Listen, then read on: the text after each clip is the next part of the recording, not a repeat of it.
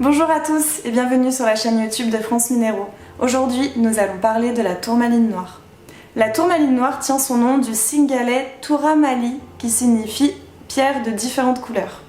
La tourmaline noire est arrivée sur le territoire français en 1703 et à cette époque, de nombreux rois et empereurs possédaient beaucoup de tourmalines noires.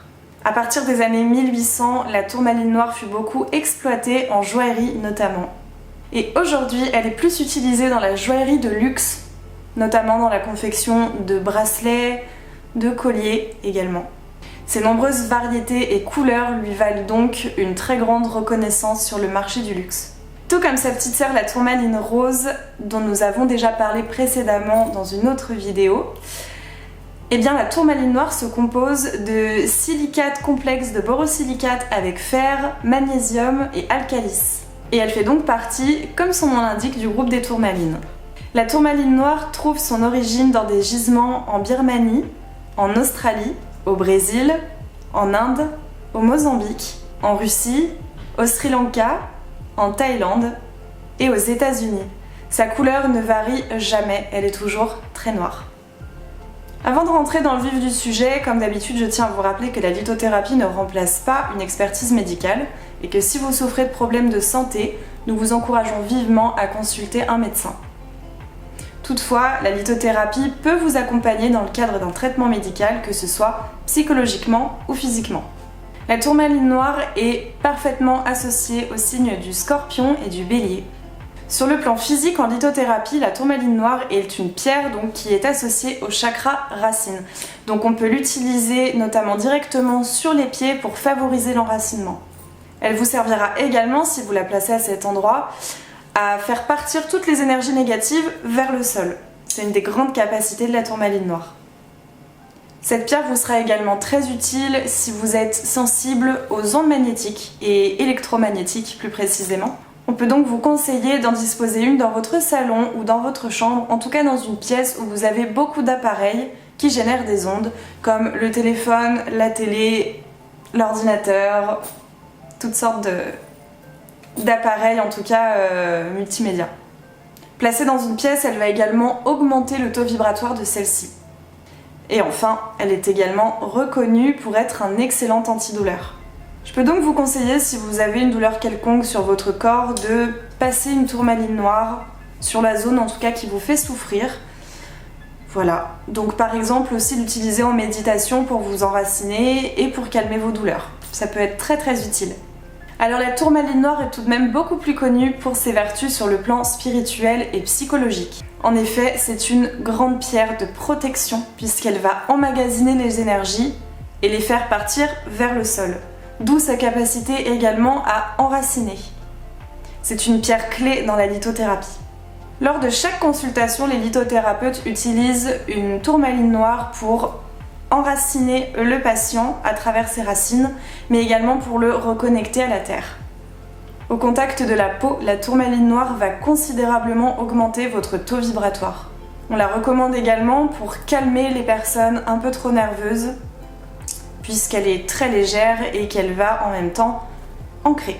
C'est très important que ce soit pour des angoisses, pour de la nervosité, être ancré à l'instant présent et ressentir ses propres racines, c'est extrêmement important.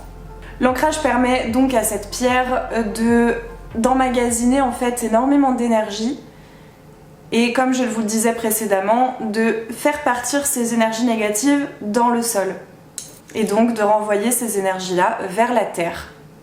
La tourmaline noire, comme je vous le disais précédemment, purifie les lieux, mais aidera également à purifier votre aura. Si la tourmaline noire est associée à une labradorite, c'est en fait une combinaison qui va vous permettre de vous ancrer, de vous protéger, mais également, avec l'action de la labradorite, de vous protéger des énergies des autres personnes, des énergies négatives.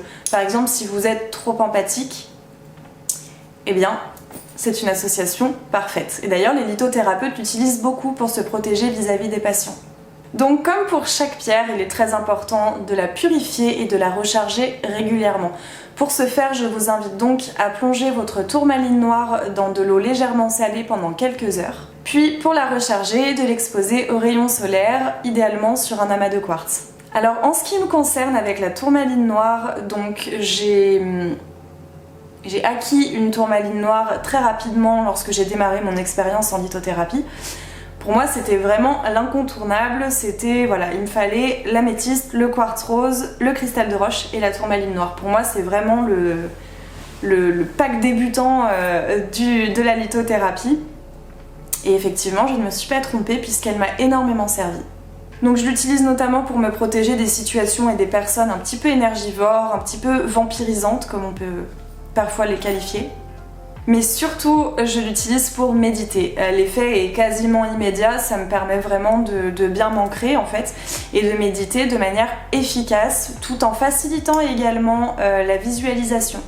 Donc moi ce que j'ai tendance à faire avec la tourmaline noire, quand en tout cas je pratique des méditations qui sont liées à l'enracinement, eh bien, en fermant les yeux, j'arrive à m'imaginer donc les racines qui partent de mes pieds et qui s'ancrent dans le sol en fait, de manière très matérialisée si vous voulez. Et ça marche très bien lorsque je suis accompagnée de ma tourmaline noire. Donc si vous méditez en tailleur, il est très recommandé effectivement de la poser devant vous. Et si vous êtes allongé ou assis d'une autre manière, vous pouvez la déposer à vos pieds. En tout cas, pour moi, c'est ce qui marche. J'espère que cette petite vidéo sur la tourmaline noire vous aura plu et que vous en aurez appris un petit peu plus sur cet incontournable. N'hésitez pas à vous abonner, à activer la cloche des notifications pour ne rater aucune de nos vidéos qui paraissent donc le jeudi et le lundi à 17 h. Je serais ravie également de lire vos expériences par commentaire sur la tourmaline noire ou éventuellement si j'ai réussi à vous donner envie en tout cas d'acquérir une tourmaline noire. Sachez que tous les produits que vous avez pu voir dans cette vidéo sont en barre d'infos. Et sur ce, eh bien, je vous dis à lundi pour parler de la morganite. Et restez connectés!